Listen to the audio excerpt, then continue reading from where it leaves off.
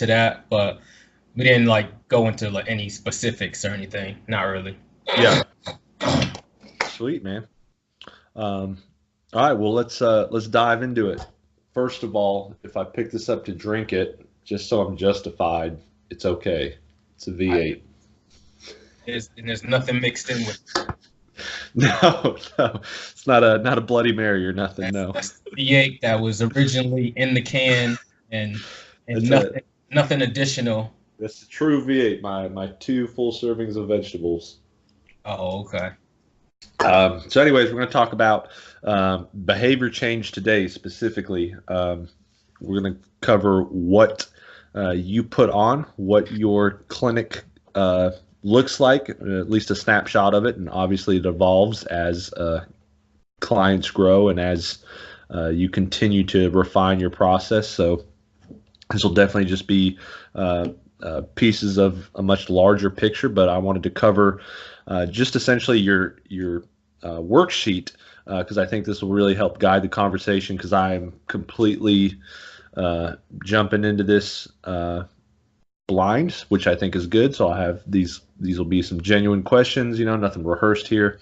But I'm really excited to cover all your behavioral change talk, and I think this is a very large gap that's not covered, and definitely not covered in the way that you do it with actually trying to establish a clinic. We have clinics for preventative medicine, we have clinics for injury prevention, we have clinics for techniques, we have clinics for coaching, but there's no clinics for the person in the middle. We all we do there is just kind of shotgun blast. Hey, you got to get motivated. Hey, you got to find it in you to take that first step. Hey, let's encourage you to do it. And it's great. We send good vibes, but essentially Dwayne is going to take the good vibes we send and translate it into a science and into an actual program in and of itself. At least that's my impression so far. We'll find out how that goes. So just kind of tell me a little bit about your worksheet, and then I kind of just want to dive into it piece by piece. Okay. So, like you said, just to reiterate real quick, I definitely feel that there's a gap missing. We have, on one hand, we have an overwhelming amount of information that's thrown at us constantly. We also have an overwhelming number of fitness and health related options and tools at our disposal. So that's on one side of the gap. On the other side of the gap, we have, for lack of a better word, we have our good intentions. So we have the fact that, hey, I want to accomplish this health goal, or I want to accomplish this physical goal. And I hesitate to even use that word. I don't think in many cases that we even use that word, that it's like, hey, I want to do this. I want to be thinner. I want to be stronger. I want to be whatever. I want to look like that cover model or whatever the case may be. And to start looking at it from the point of view of, whether we want to start calling it positive psychology, success psychology, behavior modification, with behavior change, which is it's all in that psychological arena. So, like I said, on one hand, we have what we want to accomplish. On the other hand, we have more options available than we would ever need to accomplish those goals. There has to be a piece in the middle that actually comes up with a plan, and inherent in that plan, you have to be able to set the plan, and then you have to be able to reference the plan and make adjustments over time. So the thing is, every program, every competent trainer, every competent health or fitness professional uses some type of goal setting methodology. They just don't really, it's inherent in every training program. It's just not specified. It's an aside. It's a segue. It's not the primary focus of the program. but it's always written in there. Right. So I think it's almost like a subconscious thing, something that perhaps people don't even realize. It's their buy-in. Like some of the people that are like, yeah, I just like what we're doing here. I just like it, and that's what draws them in. right, right. So on one hand, because it's not specifically addressed, we have that methodology which says, and this is that, not saying that this is wrong, but I've seen in the traditional sense, a person walks in the gym and if they're able to evaluate the trainers before they choose one or whatever, it's like, oh, well, I want to look like that person. So that's the trainer that I want, because that trainer is going to help me get closer to where they are. And that's where I want to be, or something along those lines, which is it is a goal. It's a poorly stated goal. Sure. And it doesn't have it's not specific. It's not measurable. It's not any of those things that we're going to talk about. That's part of my program. But it is a goal in a sense. Yeah. So, and I think that's a perfect segue into this. Essentially, your area that you want to address and dive into is taking these sometimes arbitrary, sometimes raw, crude, elementary goals that people have, and kind of morph them into something deeper, more solid, more concrete. Because with anyone new, they're new at everything. So even trying to express their goal is hard, and I think that's where you can have a huge potent effect in trying to instill in somebody their concrete goal. Because when we don't have a goal established, that's where there's a lot of trial and fail. Oh, I tried, I just can't get into it. But we're jumping the gun a little bit. And if we can get you to help them establish that concrete goal, and have that solidified in their heart and in their mind, well, there isn't going to be that I tried and I failed. There's just going to be I tried and now I'm grinding into it. I'm adjusting. I'm adapting. So, and I think that's in your worksheet. Your very first question just attacks that right off the bat. You kind of already establish to see if they're in a crude state, in an elementary state of their goal, or if they have something solid. So I think your first question is a little bit of fire there to see what's going on. It says, examine your beliefs. What are your beliefs about this goal? Do you really believe that you can achieve this? right. You get straight to the point. So kind of dive into that. Tell me the science behind that and how that's going to help somebody in their first step to getting this behavior change. Well, like you said, this is the first way that we start to see exactly where they are with this goal. And I've heard this is kind of a crude example, but I've heard people describe the difference between goals and dreams and other terms that basically get from closer to reality to further out, somewhere out in the stratosphere somewhere. It's like, hey, I wish that I had the body of whoever, or and maybe to step away from health and fitness for a second, to say, if you asked anybody you passed on the street if they wanted to be a millionaire, assuming they're not already one, what would you say? Yeah, hell yeah. Yeah, of course. And it's like, but that's not a goal. That's just, everybody wants that. If you pass anybody on the street and say, hey, would you want to have a perfect body? Well, yeah, of course I want to have that. Sure. So if you're just going to give it to me, yeah, why not? Right.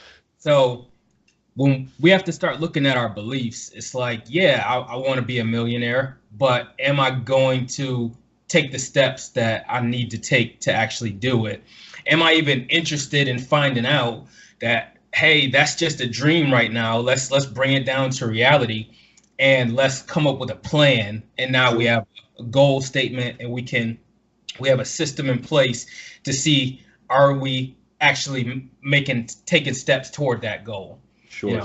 So essentially, like, do I even know what I'm saying when I say this? And Right. then if I do, what is it going to look like in reality? And if I don't, what do I need to do to make it look like reality? Get there. Right. Like, So something that, and I'm sure you've heard these statements multiple times when conducting your first interview with a potential client. That's probably the first question I ask. mm-hmm. What would you like to accomplish? I just kind of let them talk. Mm-hmm. And in the process of them talking, I can tell by the words that they choose of kind of where they are. What is this? Is this a concrete goal that they already have in mind, and they just want me to help them come up with a plan? Or is it on the other hand, I hear a whole lot of, oh, well, I just want to be fitter, or I want to be thinner, or I want to be stronger, or I want to be able to play with the kids and not get winded, stuff like that. And it's like, okay, that's giving me a very broad example of what you're talking about, but can I help you more clearly define exactly what you're trying to do? And then we can come up with a plan to exactly get there. Bingo. I think that's a textbook comparison to the physical screening, right? When I first have a client, when I'm seeing them warm up, when I'm seeing them move, we talked about this in a previous podcast about screening, like just what are they capable of right now, right? Like everything they're doing, everything that we're seeing, no matter how little or how much minutia, it's all kind of like starting to process in my head. Like, is this person super deconditioned, or is this person moving pretty well? Same concept you're doing. Does this person have a defined goal? And you're not asking that question directly. You're just paying attention to their responses. Just like I'm paying attention to their movement and seeing how crappy or good it is, you're paying attention to their language and if like they know what the hell they want, kind of thing. Exactly. It's a mental screening going on at home. Right. So essentially, and that's a good segue into the next question, which is where I ask, what evidence do you have to support those beliefs, whatever those beliefs are that we established in question 1? Like, mm-hmm. why do you even believe this? Mm-hmm. Because that's another thing, and I don't want to get too deep in the weeds with it, but I'm sure you've probably heard from your fitness training or some other aspect about like the stages of change assessment. Mm-hmm. Find out, is this person even aware that they need to change, or that this change is beneficial to them? Then it goes into, okay, they're aware of the change, but they may not be ready to do anything about it, and it just progresses through the different stages. Kind of a self-efficacy situation there, yeah. Right, and they play in the same arena, but self-efficacy is definitely a part of it. Gotcha. Okay. Right? Slightly different basis, but it is a component of the process for sure. Okay. So evidence for after establishing that goal, or if they don't have it established, helping them establish it. We're kind of cementing it in with some evidence, right? It's just kind of another fire on that piece of metal to harden it up. Well, it's just like what you said a couple minutes ago about the trial and failure. Uh-huh. About that model. So we have people who may be coming to us where this may be like a 10-year thing that they've never been able to accomplish. It may be 20 years. It may be their whole lifetime that they've been dealing with this thing that they would like to change. So in the back of their mind, how deeply ingrained have those excuses become? Uh-huh. Like, oh, well, and we've talked about that in prior podcasts. Oh, this is just my metabolism, or oh, I'm just big boned, or oh, everyone in my family is like this.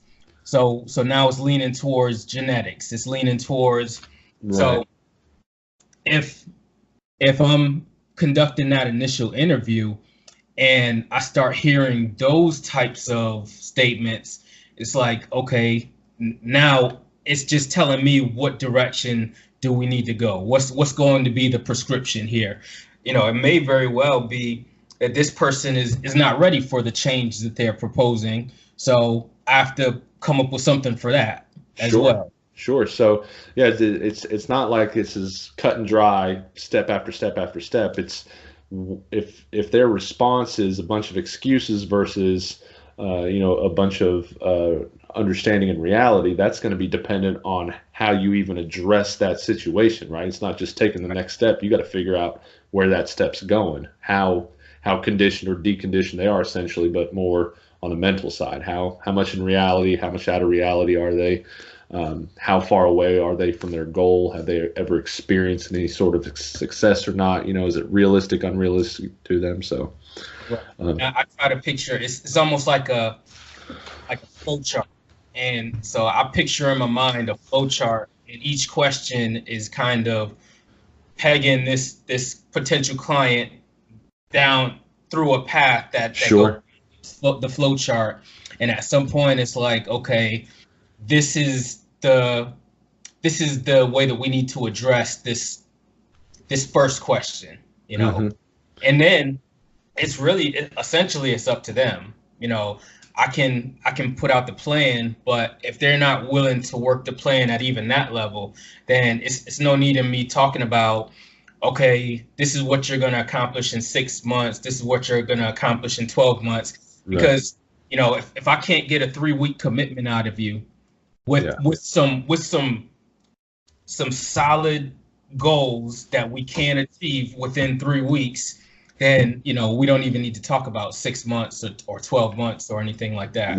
Right. We're just not even there yet with them. Right. So then that leads into the third question. Why is it that you're trying to get specific with this? Why are you forcing details out? It says the more specific the goal statement, the better it is. So what do we mean better? Why is specific better? Well, this is the more detail that you can get a person to talk about, that like each layer of detail kind of, and I don't know if we want to get into like the way that our brains process information here, but each layer of detail makes it more of a commitment mentally. Okay.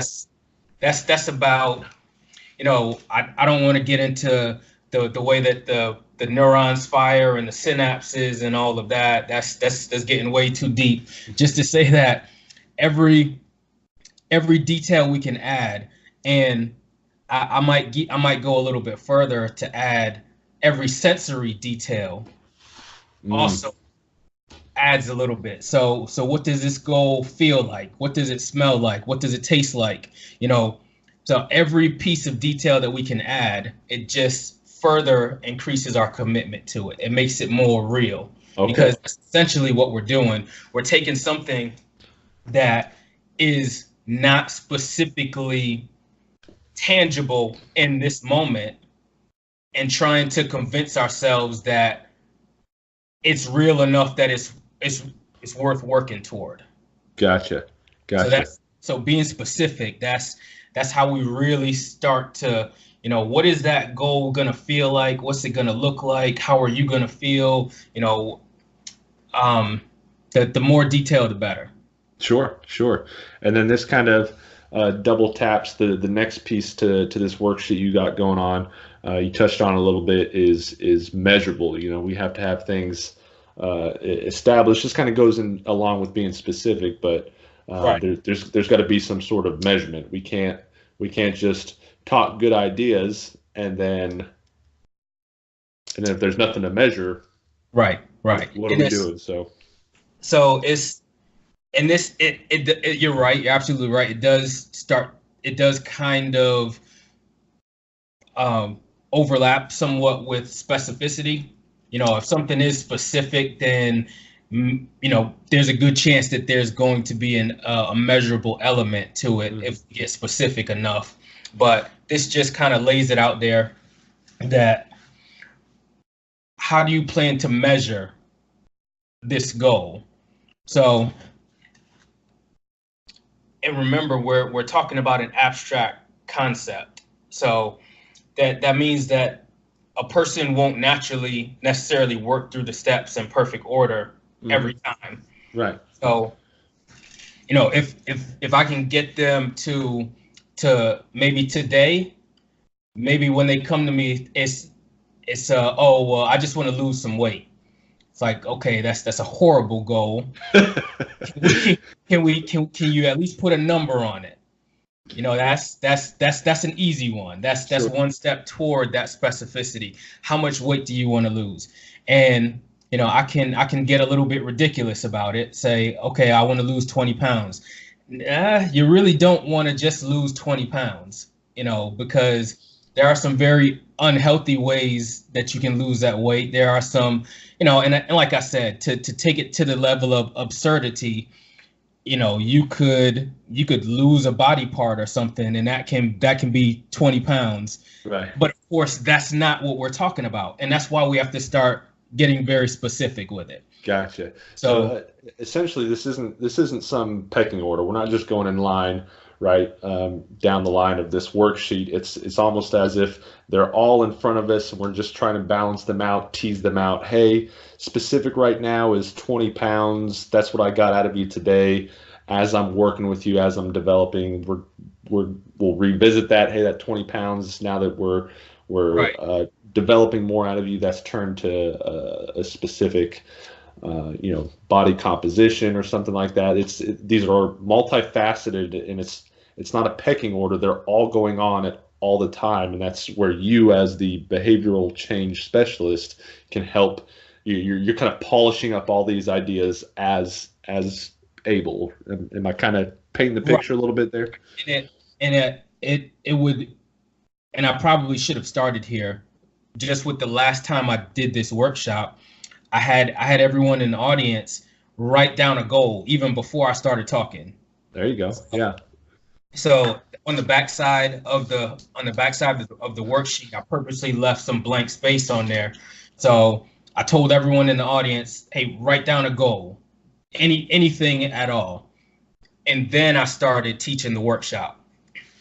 So in that particular workshop, I didn't have time to work with each person to clean up their goal. But after they wrote their goal the first time, I went through all the steps and I explained them.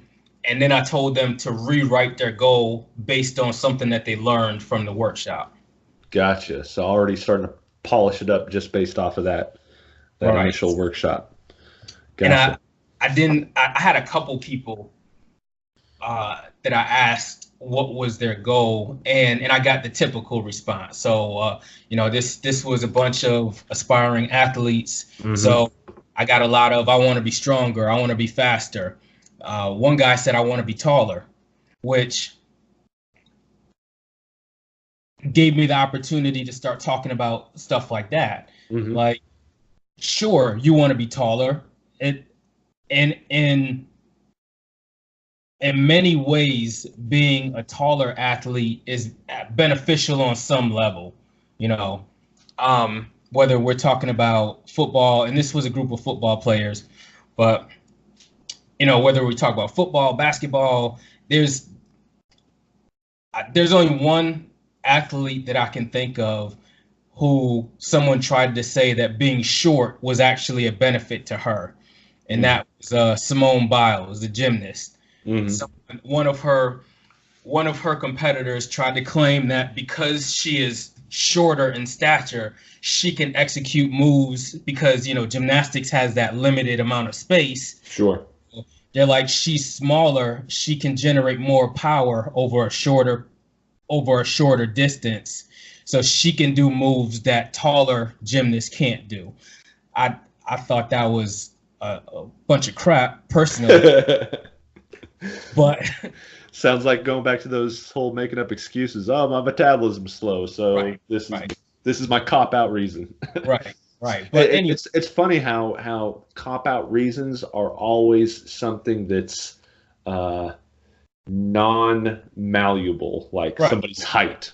Right. Somebody, it's something where you can just like throw that out there and be like, oh, you can't Right. give an excuse to that because it just is Right. what it is. Right.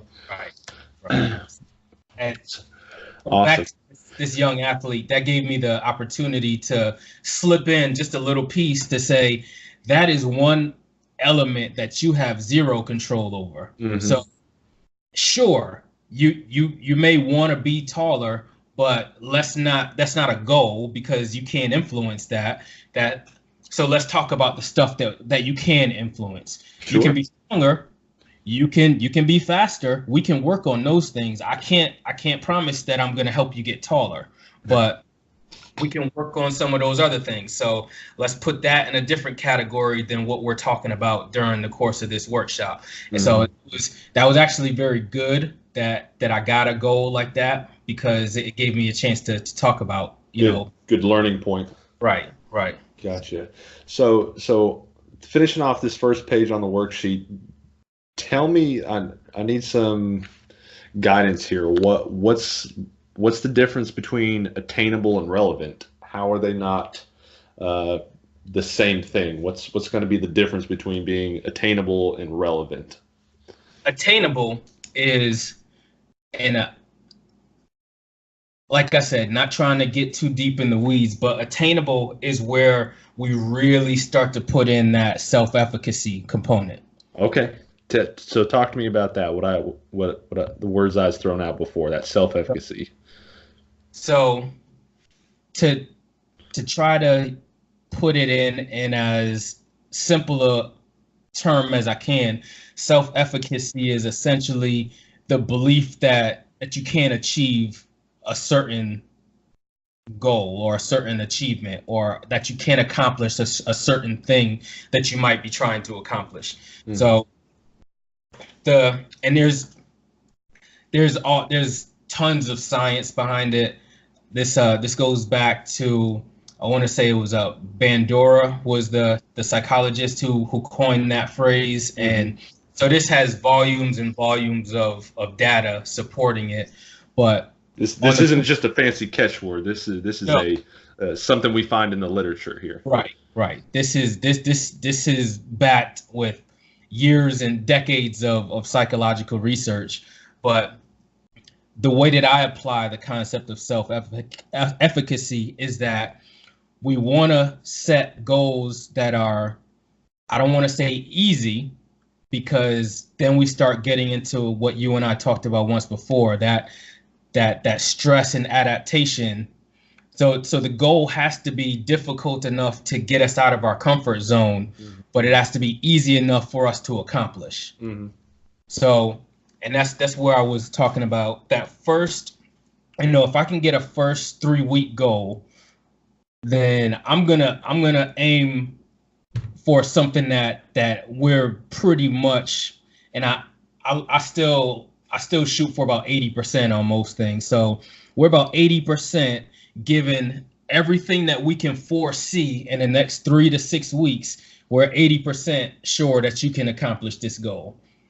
So in terms of attainability, that's where we really start to look at that. The how likely can we put a number on the likelihood that we can, or I can help you achieve this stated goal. Gotcha. And if it's too difficult, then we have to pull it back, because what the research says is you have to be able to raise that level of self-efficacy. So we do that by, we go after the low-hanging fruit first. Mm-hmm. We go after not necessarily the easy goals, but the ones that we are reasonably certain can be achieved. And as we get a couple of wins under our belt, then we can start, swinging for the fences a little bit. Gotcha. Okay. All right. So perfect. And then just to touch real quickly on relevance. Relevance is a term that I use to say, how does this single goal fit into the whole schema, the whole everything I do has some element of looking at a whole person. So it has that holistic approach to it. So, if we're setting a goal for weight loss, like, and it also goes back to the specificity, it goes back to the measurableness, all of that. And that's where, like you said, it's not necessarily a step-by-step method. It's more of just a pool or a canvas, and everything is kind of on the canvas, and everything touches on everything else. But when we start talking about relevance, and it also ties back into the beliefs and the evidence. Like, how will your life be impacted if you achieve this goal? See, if we believe we can achieve it, we have some amount of evidence that we can achieve it. Now it's like, how is this relevant to the overall picture of what you're trying to accomplish here? Got it. So, we can use the popular ones. I want to be. It was actually a pretty good example of what I said earlier. That would be the person who says, I want to be able to play with my kids on the playground without being winded. Mm-hmm. It's like, well, that's not specific. That's not measurable. It's not any of the other things. But now I understand, why is this goal relevant to your life? Right. Okay. We can really start peeling back those layers to say, okay, so if you were specific enough to tell me that you want to be able to play with your children, see, now we're starting to talk about family values and what's more important to you than just the fact that you want to weigh less and you want to increase your cardiovascular output. Why do you want to do this? Right. Getting more cement behind this when they're about to go into it. Excellent. Right. Awesome.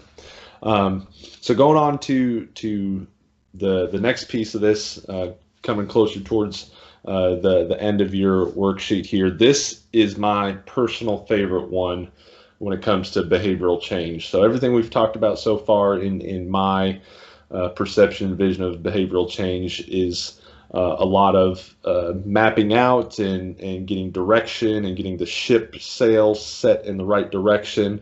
This next piece, this I view as, if everything else is directional and mapping, this is the gas pedal. This is the nitric oxide. This is the fuel, and this is the one that I have a huge bias to, and that's being time bound.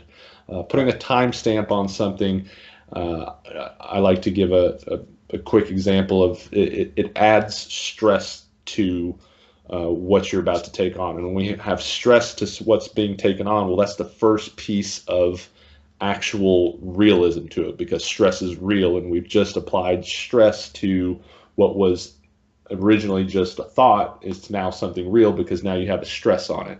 But it's a healthy stress. It's a motivating stress.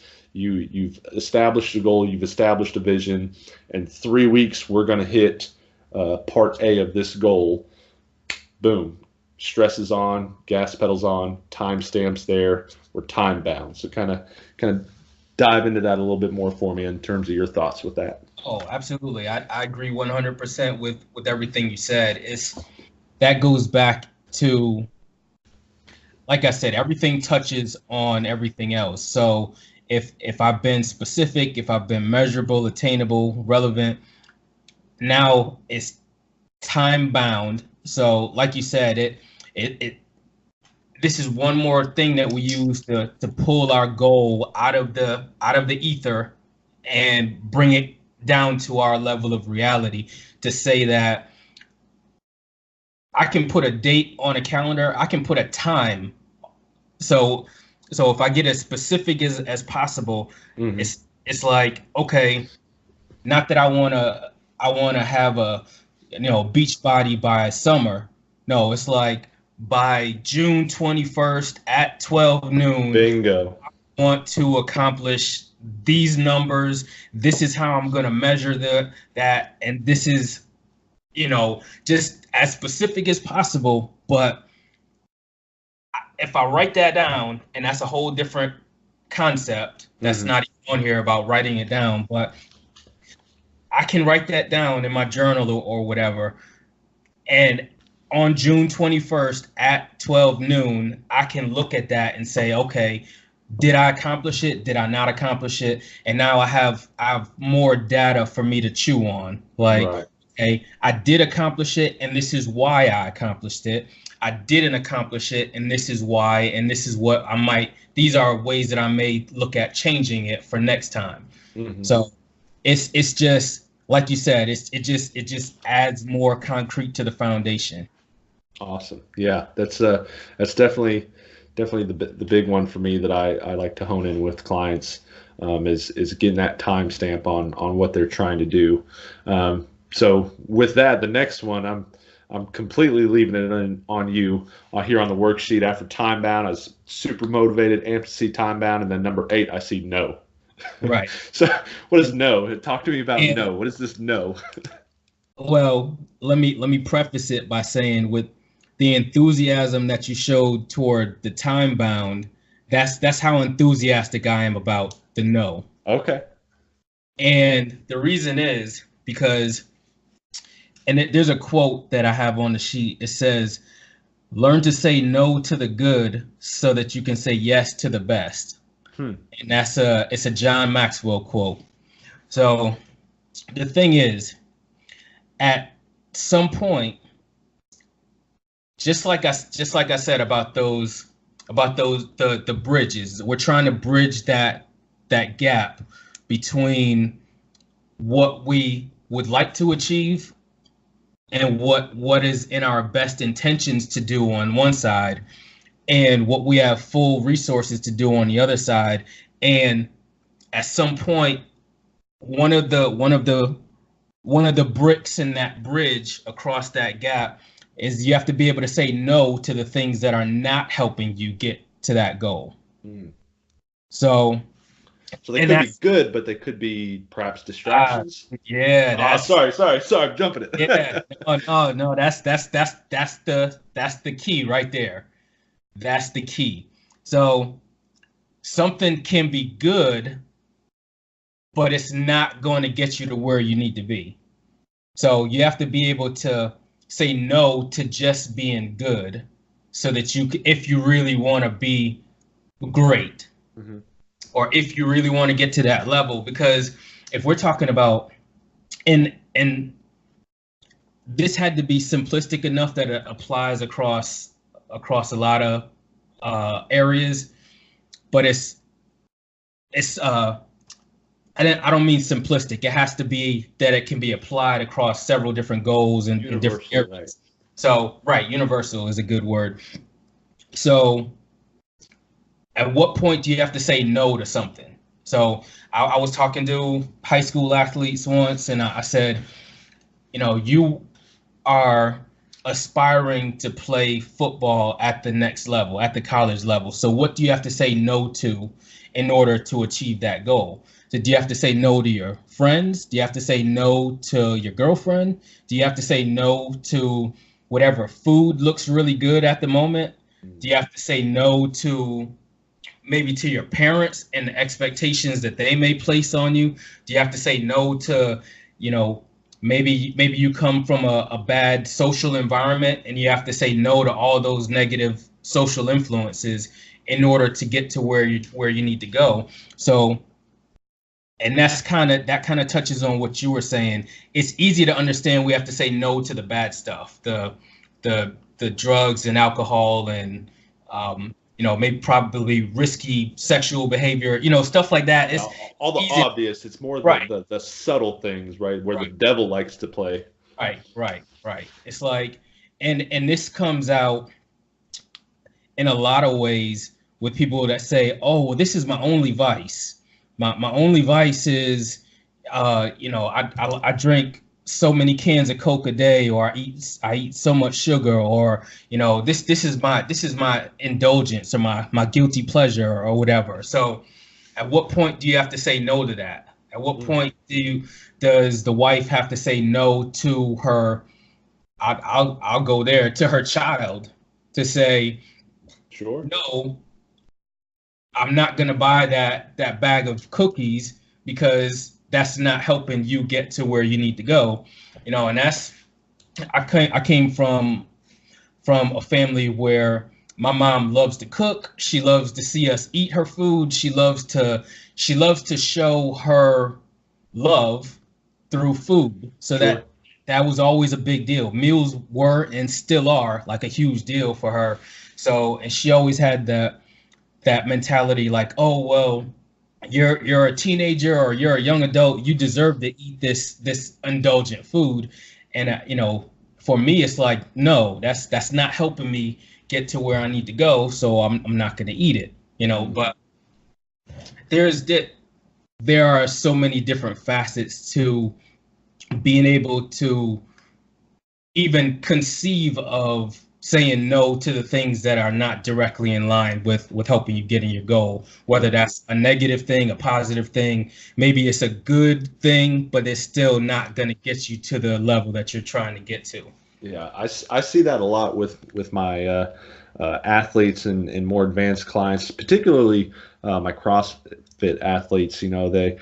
They tell me how bad that they want to get to the next level, but then they can't pass up a wad. They're obsessed with smoking themselves. I'm like, look, man, I don't need you to smoke yourself today. I need you to focus on this. Like, I know you want to do that. It's fun. It's awesome, but we got to develop this right now.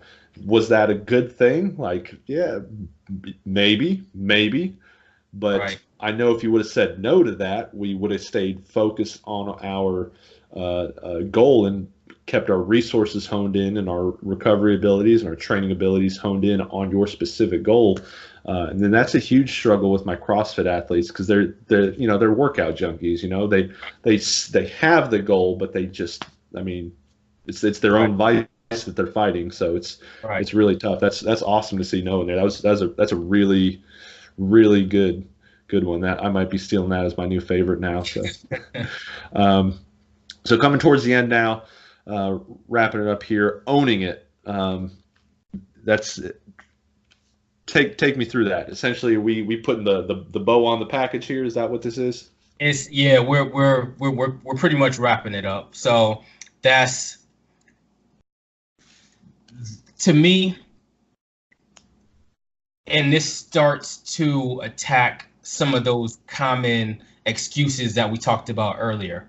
So it's not your height or your genetics or your metabolism or your spouse or your child or whomever that is responsible for you not achieving whatever it is you want to achieve. Mm-hmm. So we have to be able to take responsibility, sure.